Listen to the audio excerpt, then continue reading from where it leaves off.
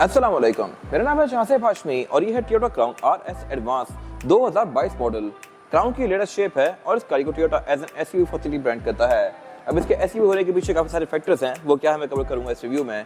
फिलहाल अगर बात की जाए इस गाड़ी की बॉडी टाइप्स की, तो इसमें 3 टाइप्स आती हैं। ये एसयूवी है, इसमें फिर एक प्रॉपर एसयूवी भी आती है और इसमें एक सेडान भी आती है। और इसके अलावा लेटेस्ट क्राउन अब लुक्स के लिहाज से पिछली किसी भी क्राउन से बहुत डिफरेंट है। आपकी इसकी लुक्स के बारे में क्या राय है कमेंट सेक्शन में मेंशन कीजिएगा। ये सब मैं कवर करूंगा आगे इस रिव्यू में। फिलहाल अगर बात की जाए इस गाड़ी की प्राइस की, तो इसकी डिमांड 3 करोड़ 75 लाख है। ये 22 मॉडल है, 25 की फ्रेश इंपोर्ट है, अनरजिस्टर्ड है और सेकंड मोटर स्पोर्ट के पास अवेलेबल है। अगर आपने इसके बारे में कोई इन्फॉर्मेशन लेनी है तो आप दिए गए नंबर पर कॉल कर सकते हैं या फिर आप सेकंड मोटर स्पोर्ट को विजिट कर सकते हैं, जो कि रावलपिंडी में DH2 के गेट 1 के ऑपोजिट लोकेटेड है। हमारी एक और ब्रांच भी है रावलपिंडी में मरी रोड पे। खैर, overall it's a great car and today I am going to review it.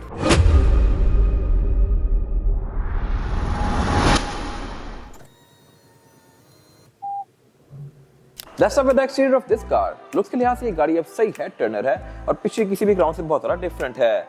Road पे जाते हुए अगर आप इस गाड़ी को देखें तो आपको सही आइडिया होगा कि ये बहुत ही कोई ब्रांड न्यू और लेटेस्ट चीज़ है, क्योंकि एक तो ये गाड़ी पाकिस्तान में बहुत ज़्यादा रेयर है और इसके अलावा ये गाड़ी अपनी वैल्यू को भी जस्टिफाई करती है काफ़ी हद तक, क्योंकि इसमें फीचर्स काफ़ी अच्छे आते हैं। फीचर्स की अगर बात की जाए तो इस गाड़ी की हेडलाइट्स ये ऑटोमेटिक हैं, इसमें ऑटो लेवलिंग वाला फीचर भी आता है, ऑटो ऑन ऑफ भी होती हैं। फिर इसके अलावा इस गाड़ी की डिज़ाइन लैंग्वेज वो हर चीज़ फॉलो की गई है जो कि लेटेस्ट गाड़ियों में आ रही है या फिर आगे जाके आएगी। जैसे कि इसकी फ्रंट पे जो DRL है ये एंड टू एंड कंटिन्यू करती है फ्रंट पे। बैक पे इसकी टेल लाइट्स भी एंड टू एंड कंटिन्यू करती हैं, मोस्टली नहीं इलेक्ट्रिक कार्स या फ्यूचरिस्टिक कार्स की तरह। और इसके अलावा इसकी डिजाइन लैंग्वेज भी काफी तरह फ्यूचर से इंस्पायर्ड है। फिर इसके अलावा जो इसका टोयोटा का एम्बलम है ये भी लुक्स के लिहाज से पिछले किसी भी एम्बलम से डिफरेंट है। ये सीधी सीधी बेसिकली लाइंस है जो कि बॉडी से ऊपर निकली हुई हैं और ये सही इसको सटल और डिसेंट सी फीलिंग दे रही हैं। बाकी इसके अलावा ये गाड़ी फ्रंट पर रडार ऑफर करती है। नीचे की ब्लैक कलर का एरिया दिया गया है जो कि डायमंड पैटर्न में है ये बंद ही, लेकिन लुक्स को बेहतर बना रहा है। और इसके अलावा ये गाड़ी क्योंकि RS एडवांस वर्जन है तो इसमें बॉडी किट्स भी दी गई हैं काफी मैसिव, साइड्स पे भी और फ्रंट पे भी। गाड़ी इटसेल्फ काफी ऊंची है, वो मैं कवर करूंगा आगे जाके। और फिलहाल अगर बात की जाए इस गाड़ी की साइड प्रोफाइल की, तो यहाँ भी फीचर्स बहुत ज्यादा इंप्रूव किए गए हैं। एक तो इस गाड़ी में सब 21 इंचेस के हैं, ये चीज मैं कवर करूंगा एक्जैक्टली आगे जाके कि ये कैसे मजेदार है। और इसके अलावा अगर बात की जाए पार्किंग सेंसर्स की, तो इसमें यहाँ साइड सेट दिए गए हैं, तो ये गाड़ी आपको साइड्स के ऑब्स्टिकल भी इंडिकेट करेगी। लेकिन इसके पार्किंग सेंसर के बारे में एक अजीब चीज ये है कि ये गाड़ी ऑटो ब्रेकिंग करती है और बड़ी गंदी करती है। आप इसको अगर रिवर्स कर रहे हैं और ये बैक पे बंदा सेंस कर ले तो ये वहीं पे ऐसी जैम ब्रेक मारेगी कि आपको मिनी हार्ट अटैक आएगा। बाकी इसके अलावा फीचर्स यहाँ पे अच्छे हैं। इसके साइड में रिट्रैक्टेबल हैं, एडजस्टेबल हैं, इनमें ऑटो का फीचर है, यहाँ नीचे कैमरास भी दिए गए हैं, ब्लाइंड स्पॉट मॉनिटर्स भी दिए गए हैं और ये हीटेड भी हैं, तो साइड मिरर के लिहाज से ये मैक्सिमम फीचर्स हैं। और इसके अलावा ये हैं भी डोर के अंदर माउंटेड, सारी नई टोयोटा या लेक्सस की गाड़ियों की तरह। फिर इसके अलावा इसमें स्मार्ट एंट्री भी आती है चारों ही डोर्स में, यानी कि मैं किसी भी डोर से इस गाड़ी को लॉक अनलॉक कर सकता हूँ। और अगर बात की जाए इस गाड़ी की एब्सोल्यूट साइड प्रोफाइल की, तो साइज के लिहाज से ये गाड़ी एक डी सेगमेंट की सेडान है। पिछली हर क्राउन की तरह ये गाड़ी भी काफी चौड़ी और लंबी है, लेकिन ऊंची ये उनसे ज्यादा है।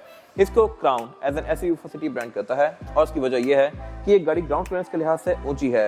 अब अभी देखे तो नहीं लग रही होगी आपको, और उसकी वजह यह है कि इसमें बॉडी किट्स हैं। अगर मैं दरवाजा खोलता हूँ ये गाड़ी काफी ऊपर ही खत्म हो रही है, इसकी बॉडी जो है वो यहाँ पे एंड हो गई है और ये लिटरली 1 फुट ऊंची है जमीन से, तो ये एसयूवी जितनी ऊंची है, लेकिन बॉडी किट्स की वजह से ये काफी नीचे जा रही है। और अगर आपकी गाड़ी तंग करी हो तो बॉडी किट्स को रिमूव करके इसकी ग्राउंड क्लियरेंस को बेहतर कर सकते हैं। बाकी इस गाड़ी में एंट्री एग्जिट भी आसान है।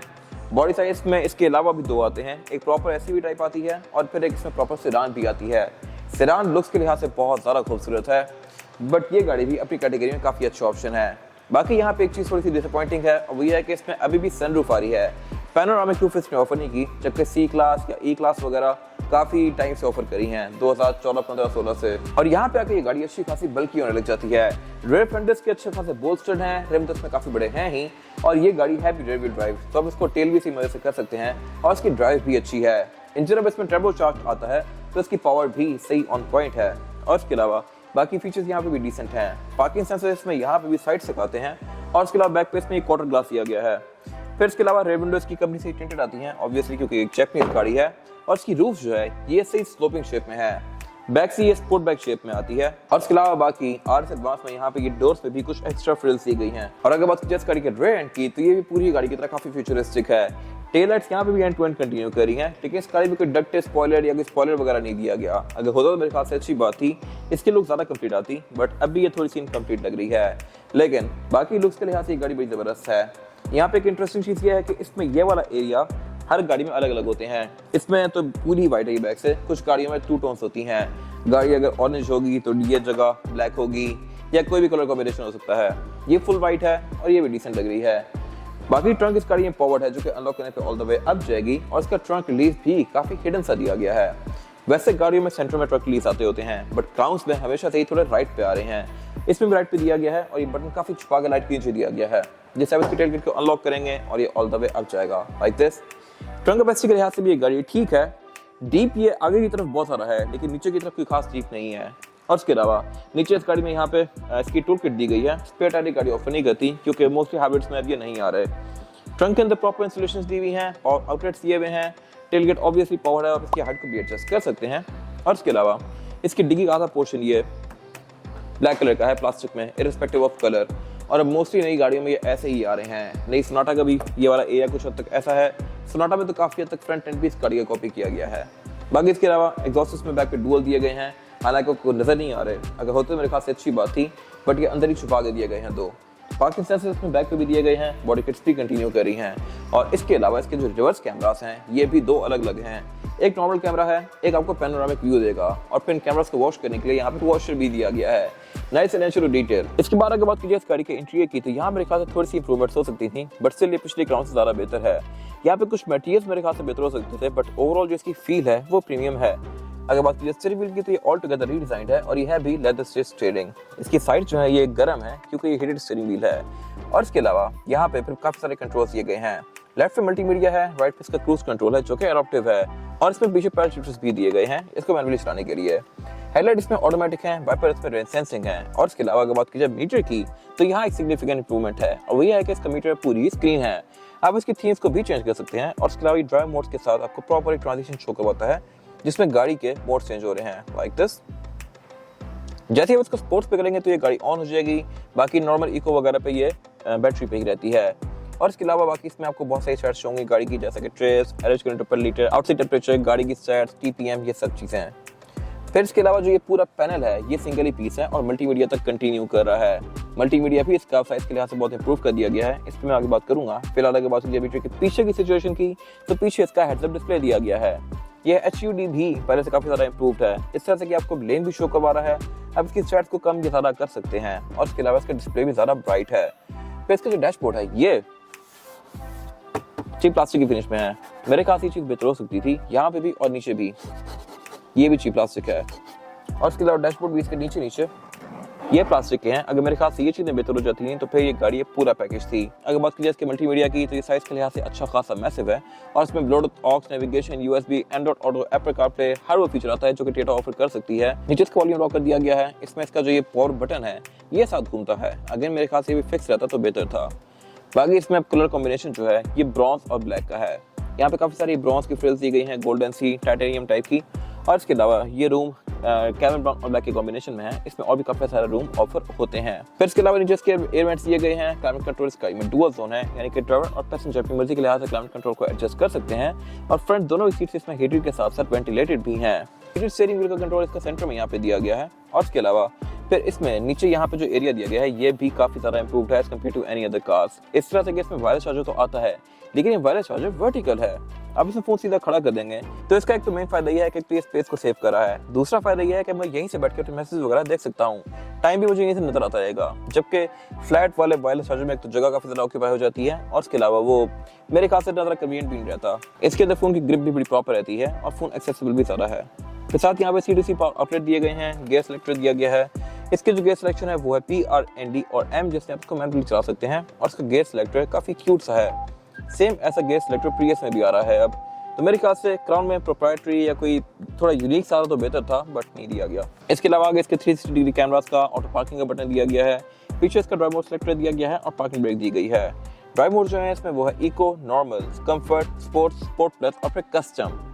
और इसके अलावा लेफ्ट पे कप होल्डर वगैरह दिए गए हैं। उसके लेफ्ट पे दो बटन्स हैं, एक तो रेयर सनशेड का है जिसको मैं यहाँ से इलेक्ट्रॉनिक रेस ऑल ओवर कर सकता हूँ और फिर रेयर सीट्स को यहीं से बैठ के इलेक्ट्रॉनिकली अनलॉक करके फोल्ड कर सकता हूँ।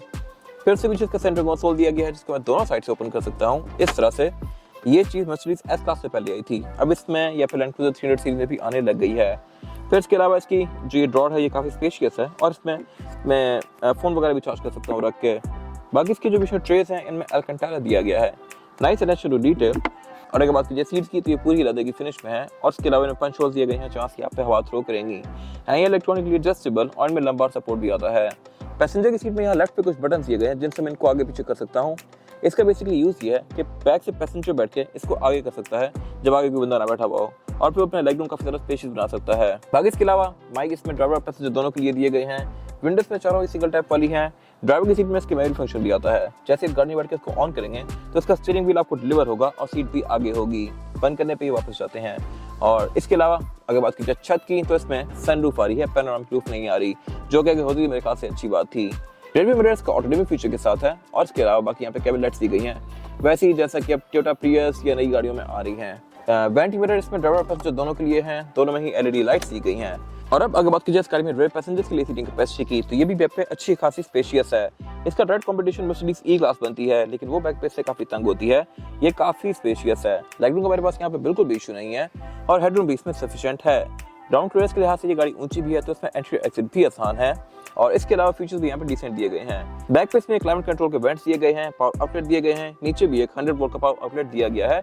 सेंटर में इसका फ्लोर पे फ्लैट नहीं है, अगर होता तो मेरे ख्याल से अच्छी बात थी, बट ये गाड़ी क्योंकि रेयर व्हील ड्राइव है तो यहाँ से इसकी ड्राइव ट्रेन जा रही है। अब आप सोचेंगे कि इतनी महंगी गाड़ी है, बैक पे क्लाइमेट कंट्रोल की जोन तो आनी चाहिए थी, तो वो दी गई है और वो यहाँ पे नहीं है, वो सेंटर कंसोल में है। इसको यहाँ सेंटर से निकाल के मैं पूरा क्लाइमेट कंट्रोल का पैनल एक्सेस कर सकता हूँ और इसमें रेयर सीट्स भी हीटेड भी हैं और कूल भी हैं। ये चीज आपको ई क्लास में नहीं मिलेगी अनलेस आप डिजाइनो बाय करें और डिजाइनो इससे बहुत ज्यादा महंगी है ऑब्वियसली। और उसके अलावा फिर यहाँ से बैठ के मैं इसका मल्टीमीडिया भी कंट्रोल कर सकता हूँ। क्लाइमेट कंट्रोल का अलग से यहाँ पे डिस्प्ले भी दिया गया है। प्राइवेसी कर्टन को भी मैं इसके यहीं से कंट्रोल कर सकता हूँ। कप होल्डर भी इसका यहाँ पे दिया गया है। इसके अलावा सेंटर में फिर इसके एक ड्रॉर दी गई है जहाँ पे मैं कुछ सामान रख सकता हूँ, ये भी अल्कंटारा की है। और इसके अलावा अगर बात की जाए इसके पीछे वाले एरिया की तो यहाँ पे एक ये एरिया दिया गया जिसको ओपन करके इसकी डिग्गी को एक्सेस कर सकता हूँ। मैंने कोई रॉड्स वगैरह गुजारने हैं, कुछ भी गुजारना है तो मैं यहाँ से गुजार कर डिग्गी के अंदर डाल सकता हूँ, या अगर मैं यहाँ से कुछ चीज़ पीछे फेंकनी भी है डिग्गी में, कोई कैन वगैरह जो मैंने यूज़ कर लिया है तो वो भी यहीं से फेंक सकता हूँ। तो ये मेरे ख्याल से यूजफुल चीज़ है। बाकी इसके अलावा सीट्स इसकी काफ़ी कंफर्टेबल हैं, ये साइड से आपको सही हक कर रही हैं, हेडरेस्ट इसकी काफ़ी सॉफ्ट हैं और इसके अलावा बैक पे सीट बेल्ट्स दी गई हैं, एसएफएस के पोर्ट्स दिए गए हैं, एयर बैग्स दिए गए हैं। इसके बाद अगर बात की जाए इस गाड़ी के इंजन की तो इंजन में काफ़ी सारे ऑफर होते हैं। 2.5 हाइब्रिड और ये वाला इंजन 2.4 टर्बोचार्ज हाइब्रिड है। ये top of the line engine है और टर्बोचार्ज क्राउन पहली बार की गई है। इससे पहले सारी क्राउन्स नेचुरली एस्पिरेटेड होती थी। ये इंजन परफॉर्मेंस के लिहाज से काफ़ी ज़बरदस्त है। ये गाड़ी 268 हॉर्स पावर प्रोड्यूस करती है with 460 newton metre of torque, जो कि बहुत अच्छा फिगर है इस बॉडी साइज के लिहाज से। फिर ये गाड़ी है भी सिर्फ रेयर व्हील ड्राइव, तो ये सारी की सारी पावर पिछले 2 टायर्स पे जाती है और ये गाड़ी बेस पे वगैरह भी सही मदद से करेगी। बाकी इसके अलावा इसमें फिर ट्रांसमिशन सीवीटी आती है। इंजन बेस का काफी वेल इंसुलेटेड है और ये गाड़ी क्योंकि हाइब्रिड है तो आपको एवरेज भी अच्छी देगी। विद इन सिटी आपको 20-22 तक की एवरेज दे सकती है और अगर आप इसको प्यार से चलाएं तो थोड़ी ज़्यादा भी दे सकती है, लेकिन अगर आप इसको रफ यूज़ करेंगे तो ये 10-12 पे भी आ सकती है क्योंकि एक टर्बोचार्ज 2400 सीसी इंजन है। बाकी इसके अलावा इसमें ABS, traction control, drive mode, ये सब कुछ आता है। फिर ये क्योंकि टोयोटा का इंजन है तो काफ़ी ज़्यादा रिलायबल भी है और with the passage of time आगे बहुत सारी गाड़ी में आना शुरू हो जाएगा। कैमरी में, हैरियर वगैरह में, लेक्सस की बहुत सारी गाड़ियों में ये इंजन आपको देखने को मिलेगा और इसके अलावा यहाँ कुछ खास है नहीं। इसके बाद अगर बात कीजिए टायर साइज की, टायर साइज ऑफर करती है क्राउन अब ये है 225, 45 और 21। ये 21 इंचेस करे में और इतना बड़ा कभी पहले क्राउन में नहीं आया। ये size usually rank to 300 series में आता है या फिर लेक्सस LX 570 में आता था और ये गाड़ी उनसे बहुत छोटी है बट टायर इतना बड़ा ऑफर कर रही है और देखने में आपको सही है, जॉइंट लगता है। व्हील आर्चेस भी इसकी इसी हिसाब की हैं और इसके अलावा अगर बात कीजिए टायर की तो इसमें मिशेलिन का है जो कि ऑलमोस्ट एक ब्रांड न्यू टायर है और ये आपको 40-50 हज़ार किलोमीटर तक एक अच्छी राइड प्रोवाइड करेगा। फिर इसके अलावा इसमें फ्रंट और बैक चारों पे ही डिस्क ब्रेक्स दी गई हैं जो कि इसकी ऑब्वियसली ब्रेकिंग को बेहतर बनाती हैं। और मैंने पहले मेंशन किया था कि इसकी जो क्राउन का साइन है वो थोड़ा स्मोकी है। इस गाड़ी में जितने भी क्राउन के साइन है ये सभी स्मोकी हैं, इंक्लूडिंग दो सेंटर कैप्स, ये भी थोड़े ग्रे से हैं। ये था आज का रिव्यू। अगर आपको रिव्यू पसंद आया है तो इस वीडियो को लाइक कीजिए, मेरे चैनल को सब्सक्राइब कीजिए और अगर आपके पास इस कार से रिलेटेड कोई राय है तो उसको कमेंट सेक्शन में शेयर जरूर कीजिएगा ताकि वो लोग जो ये गाड़ी लेने वाले हैं वो आपकी राय से फायदा उठा सकें। अपना ख्याल रखिएगा। Thank you.